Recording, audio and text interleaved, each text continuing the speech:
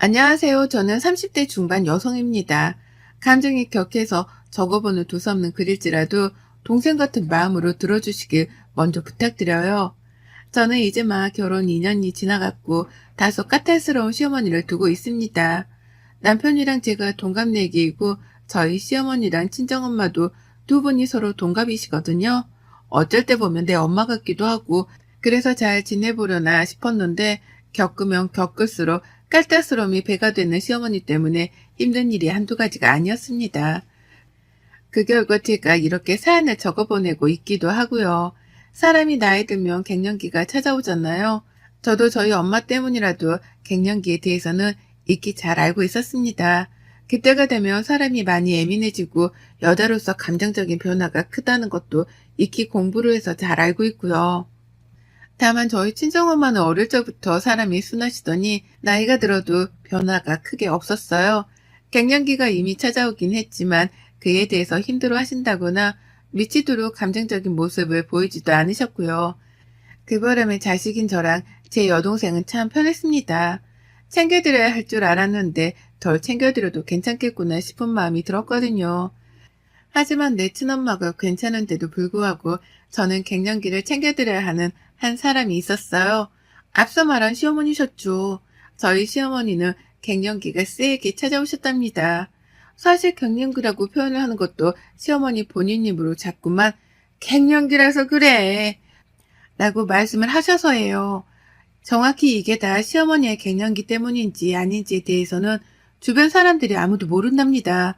그저 아프니까 이해해달라고 주장하는 시어머니의 말씀을 믿고 이해해드리는 수밖에 없었죠. 어머님께서는 제가 결혼해서 이 집의 며느리가 되면서부터 저를 알게 모르게 경계해 오셨어요.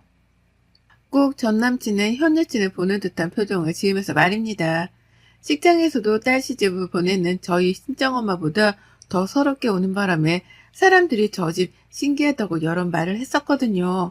시어머니가 많이 감정적이시고 또 아들 보내기가 싫으신가 보다고 농담 삼아 하셨죠. 그 말에 웃어 대답을 하며 그러신가 보다 했었어요. 제가 남편을 잡아먹는 것도 아닌데 왜 그리 서럽게 오셨나 싶어서 솔직히 마음속에 걱정으로 자리 잡기도 했었습니다. 겉으로 티를 내지 않았을 뿐 말이죠. 그런데 그 울음에는 큰 뜻이 있었더라고요. 어머님은 아들 결혼을 너무 축하한 나머지 감격을 해서 오신 게 아니라 아들내미를 기어코 며느리한테 떠나보내야 한다는 서름 때문에 우셨던 것이었습니다. 그걸 증명이라도 하시듯 결혼하자마자 하루에 몇 통씩 남편에게 전화를 하기 시작하셨죠. 이제 막 퇴근해서 집에 도착을 했을 때이고 신혼이니 부부끼리 밥을 먹고 있을 오붓한 시간에도 거침없이 말입니다. 생각할수록 부담스럽고 살짝 기분도 언짢았던지라 남편이랑 언쟁도 많이 했어요. 제발 시어머니랑 통화를 할 거면 집에 들어오기 전에 미리 끝내고 들어와 달라고 말입니다. 다행이었던 건 저희 남편이 참 순하거든요. 제 말이라면 늘 들어주고 따라주려 하는 편이기도 하고요. 그래서 연락 문제는 단시간에 해결이 되었습니다. 남편이 알아서 전화 횟수를 줄이거나 밖에서 끝내고 들어오는 걸로 정리를 한 거죠. 하지만 그럼에도 불구하고 어머님의 간섭 비슷한 건 멈추질 않았어요. 제가 시어머니께 용돈도 챙겨드리고 있었거든요. 남편이 결혼하면서 지금 사는 전셋집 비용을 가져온 바람에 제가 고마운 나머지 남편이 시어머니께 드리고 있던 용돈을 이자 겸 대신 챙겨드리고 있었습니다. 다달이 월 30만 원씩 말이죠. 그걸 시부모님도 잘 알고 계셨어요. 더욱이 용돈을 직접 받는 계좌를 관리 중이셨던 어머님은 무조건 알고 계셨죠. 제 이름으로 돈이 들어갔을 테니까요. 하지만 그런데도 어머님은 며느리를 향한 경계심 혹은 까탈스럽다 말할 수 있는 그 승질머리를 버리지 못하셨답니다. 늘 날이 선채로 말씀하셨어요. 아들이랑 주고받는 전화 횟수가 줄어든 것이 기분이 나쁘셨는지 참 자주도 저희 부부를 집으로 불러들이셨는데요. 집으로 불러들일 때뿐만 아니라 혼자서 반주 드시다가도 취기가 올라왔다 싶으면 꼭 제게 전화를 하셨습니다. 분명 말소리를 들어보면 취한 게 아니었음에도 불구하고 전화를 하셔서는 본인이 취했다는 걸 강조하며 말씀하셨죠. 우리 아들이 결혼을 하고 나니 나랑 멀어진 것이 생각할수록 섭섭하네. 라고 말이죠. 결혼한 아들이 새 가정을 일구고 와이프 옆에서 와이프부터 챙기는 게 당연한데도 뭐가 그리 섭섭하셨는지 그걸 가지고 섭섭하다며 술 취한 척 전화를 해와서 털어놓으시더라고요. 그런 말을 하면 제가 위로라도 할 줄 아셨는지 주절거리면서도 털어놓으셨답니다. 그리고서는 그걸 갱년기 때문이라고 말씀하셨죠. 처음엔 저도 정말 갱년기 때문인가 보다 했는데요. 조금 더 잦은 전화를 받고 시어머니 입에서 아들 밥 걱정이 나오기 시작하면서부터는 이게 갱년기 때문이 아니란 걸 확신했답니다. 왜냐고요? 어머님이 그러셨거든요. 우리 아들이 남이 해주는 밥을 잘 챙겨 먹을란가 모르겠다. 엄마 밥밖에 모르고 살던 애인데 라고 말입니다. 멀쩡한 말투로 술 취했다 표현을 하며 저를 남이라 부르더라고요. 와이프가 해주는 밥을 남이 해주는 밥이라 표현하시며 아들 밥 걱정을 하는데 와 속에서 분노가 들끓더라고요. 왜 아들 밥을 내가 챙겨줘야 한다고 당연히 생각하셨는지 이해가 안 갔고요. 사소한 통화를 하며 정말 많은 얘기들을 전해 들었고 어머님은 쉬지도 않고 많은 주제를 가지고는 저의 화를 돋구었습니다. 그 중에서 가장 절 화나게 하는 건 늘 음식이었고요. 사람이 먹고 마시는 걸 중하게 생각한다는 걸 저도 잘 알고 있습니다. 그래서 자기 입맛에 맞는 음식을 먹고 마시는 게 행복인 것도 잘 알고요. 하지만 옆에서 본 저희 어머님은 굉장히 까탈스러운 분이셨어요. 먹는 거 하나도 투정이 많고 자신이 만든 게 아니라면 늘 이게 별로네, 저게 별로네 라고 하면서 불만 하나씩은 표출하는 분이셨죠. 그래서 웬만하면 집에서 집밥을 만들어 먹는 분이기도 하셨답니다. 그런 와중에 어머님은 제가 아들밥을 잘 차려줄지에 대한 걱정도 하더니만 본인 입맛에 맞는 음식을 만드는지에 대해서까지도 걱정하시더라고요. 하다 제가 시어머니의 입맛까지 고려를 해서 요리를 해야 했던 겁니다. 특히 제가 시댁에 가게 된 날에는 시험대에 서곤 했어요. 얼마나 요리를 잘 해냈는지에 대한 시험대에 선 거죠. 시어머니가 집으로 부르면 시댁으로 가곤 했는데 갈 때마다 어머님이 요리를 안 해놓더라고요. 희한하다 싶었죠. 아무리 그래도 아들 밥 걱정을 하던 분이 아들 먹일 밥을 하나도 차려놓지 않는다는 게 말입니다. 희한하다 싶은 눈빛으로 소파에 앉아있기라도 하면 어머님은 꼭 저를 부엌으로 보내버리셨어요. 냉장고에 있는 음식들로 잘 만들 수 있는 음식들을 한번 만들어 보라고 말이죠. 즉, 저에게 요리를 시키기 위해 집으로 부르신 걸로도 모자라 요리를 해보라며 시험대에 앉힌 겁니다. 그 바람에 저는 잘하지도 못하는 요리를 급하게 시댁 안에서 해내느라고 진땀을 빼곤 했어요. 냉장고 안에 뭐가 있는지도 모르는 상태에서 냉장고 문을 여는 그 순간만큼은 제 등골을 아주 오싹하게 만들어내곤 했답니다. 요즘은 인터넷에 레시피가 잘 올라와 있으니 따라서 하기만 하면 되지만 그날 시어머니 댁에 준비되어 있는 재료들이 달랐다 보니 만들 음식을 결정하는 과정 자체가 너무 어려웠답니다. 가뜩이나 초보 요리만 하는 저인데 시어머니 옆에서 긴장까지 되니 하던 요리가 더 안 되기도 했고요. 그리고 언젠가부터는 시댁에 가려는 일조차 꺼려지게 되었고 오늘도 나한테 요리를 해보라고 시키실라나 싶어 미리 스트레스가 쌓이더라고요. 그렇게 요리를 하고 나면 꼭 자신의 입맛에 안 맞아서 먹기 힘들다고 투정 부리는 것도 꼴보기 싫었고요. 어찌나 입맛이 까탈스럽고 성질도 까탈스러우던지 제대로 제가 만든 음식을 끝까지 드시는 걸 본 적이 없었답니다. 입맛에 안 맞아 밥맛이 뚝 떨어졌다면서 먼저 자리에서 일어난 적도 있었고요. 그렇다 보니 제 걱정이 이만저만이 아니었어요. 슬슬 머리도 굴려보기 시작했죠. 이미 나를 싫어하는 분이라는 걸 잘 아니까 저도 잘 보이고 싶은 마음은 없었지만 요리를 가지고 흠칫이 잡혀 혼이 날 상황이 자꾸만 만들어지는 게 싫었습니다. 그래서 뭔가 방법을 강구하고자 했고 그 답으로 친정 엄마의 반찬이 생각났어요. 시어머니 앞에서 잘하지도 못하는 요리를 계속 긴장하며 해내는 것보다 차라리 잘 만들어진 친정엄마 반찬을 내어놓고는 집으로 초대해 밥만 먹이고 보내는 게 낫겠다 싶었습니다. 그도 안 되면 대놓고 친정엄마 반찬을 들고 가 내가 요리를 잘 하지 않더라도 남편 밥은 잘 해먹이고 산다는 걸 보여주고자 했어요. 그러면 어머님도 그 입에서 아들 밥 걱정하는 잔소리를 그만하겠다 싶었고요. 그리고는 제 생각에 확신이 차서 바로 실행에 옮겼습니다. 시부모님을 집으로 초대했고 그때 저는 보란듯이 엄마가 보내주신 반찬통에 담겨있던 반찬들을 꺼내 담았습니다. 국은 신혼초부터 주구장창 연습해서 제법 잘하는 된장찌개를 끓여드렸고요. 그랬더니 어머님이 제법 감동을 하더라고요. 그러면서도 한편으로는 반찬통에서 반찬을 꺼내 담는 게 의아하셨던지 제가 직접 만든 거냐고 바로 물어보더라고요. 그래서 저는 준비한 대답을 해드렸습니다. 엄마가 반찬 걱정하신다고 보내주셔서 남편이랑 밥 걱정 안 하고 잘 먹는다고 말이죠. 엄마가 신경 써주신 덕분에 제가 요리를 잘하지 못하더라도 맛있는 밥 반찬은 잘 먹고도 있다고요. 그러니 어머님 표정이 근심 걱정 가득하던 표정에서 조금은 느슨해지더라고요. 저희 엄마 반찬이 제법 입에 맞았던 듯 보였습니다. 평소에 저희 엄마를 찾지도 않고 안부를 묻지도 않고 그렇다고 먼저 연락을 하지도 않은 어머님이셨는데요. 그날 하루 종일 저희 엄마 안부의 소식만 몇 번을 물었어요. 엄마가 반찬을 언제 주는지, 얼마나 만들어주는지 등등 별별 질문도 아주 적나라히 물어보셨고요. 그리고는 그리 많은 질문을 하다가 뒤늦게야 민망했던지 남편의 생각을 묻더라고요. 우리 아들 입맛은 어때? 아들 입맛에 맞는 게 중요하지. 라고 하면서 말이죠. 저 같았다면 그냥 음식을 해주신 것만으로도 감사하다며 엄마한테 감사함을 표현했을 텐데 그 와중에 아들 입맛도 따지는 시어머니셨습니다. 정말 한 번 보고 다시 봐도 늘 꼴불견이셨죠. 실제로 저희 남편이 입에 잘 맞는다면서 좋아라 하자 어머님은 더 토를 달 게 없다고 생각을 하신 건지 고개만 끄덕거리곤 아무 말이 없으셨네요. 제가 원하던 대로 상황이 흘러갔고 저는 이제야 시어머니의 잔소리가 덜해지겠구나 싶어 속으로 무척 기뻐했습니다. 그날 하루 시부모님을 모시느라 힘들었지만 그만한 대가를 얻었겠거니 싶어 다행이다 싶었죠. 그리고 어머님은 정말 그 후 제 요리에 대해서 더 이상의 걱정을 안 하는 듯 보였어요.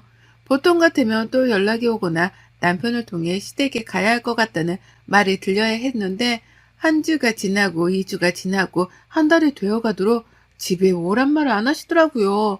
늘 저를 불러다가 시댁 안에서 요리를 하게끔 만드는 사람인데 이제는 더 이상 그런 일에 흥미를 못 느끼는 건지 아무것도 요구를 하려 하지도 않으셨죠.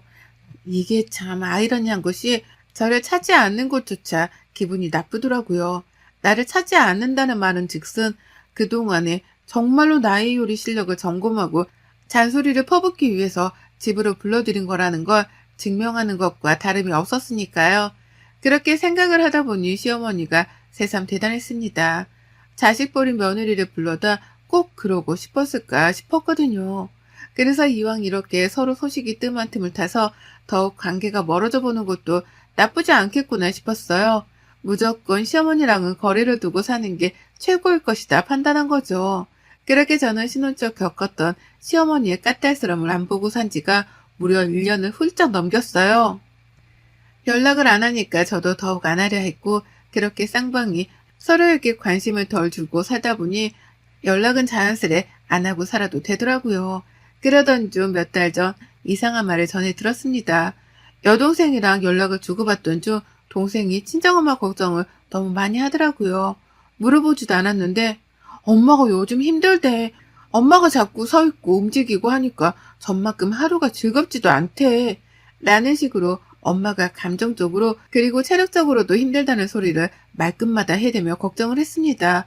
너무 우려스러웠죠. 갑자기 엄마한테 없던 갱년기 증상이라도 터져나온 것이냐며 여동생한테 정말 모르겠어서 막 질문을 했어요. 그러자 동생은 처음엔 대답을 회피하더니만 대화의 끝에서 결국 솔직하게 털어놓더라고요. 이게 다 저 때문이라고 말이죠. 다른 사람도 아닌 언니가 엄마를 힘들게 할 줄은 몰랐다면서 실망했다는 말과 함께 이 말을 남기고 전화를 뚝 끊어버렸습니다. 언니는 시어머니한테 전에 엄마 반찬 좀 그만 받아가시라고. 우리 엄마가 언니는 시엄마 주방장이야. 뭐야? 라고 말입니다. 참고 참다 터뜨린 동생의 화가 모두 다 전해졌고 그제서야 저도 알아차렸죠. 저희 시어머니가 친정엄마한테 반찬을 받아먹고 있었다는 사실이 말입니다. 그때부터 찬찬히 생각했어요. 언제부터였는지 왜 시어머니가 뜬금없이 우리 엄마한테 반찬을 가져다 먹을 생각을 다 하셨는지에 대해서 말이죠. 도대체 왜 우리 엄마였는지에 대해 근본적인 것부터 따져보다 여동생한테 전화를 걸어 다시 물었습니다.